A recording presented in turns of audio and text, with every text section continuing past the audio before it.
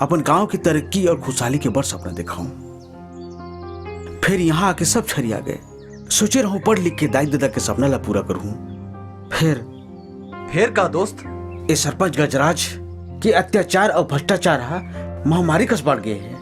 ये गांव वाला मन का अत्का शोषण अत्याचार हो ही मैं कभू नहीं सोचे रहा हूं। महू कभू नहीं सोचे रहे हो भरत कि एक छोटे से गांव में अत्का शोषण भ्रष्टाचार और अत्याचार हो ही। पढ़ाई छोड़ के गांव में रही हूं तो दाई के सपना बिखर जाही। अब ये गांव वाला बनकर अत्का शोषण अत्याचार ला देख के शहर पढ़े ला जाऊं तब मोर आत्महितकारी। अरे ज्यादा झन सोच, फैसला कर।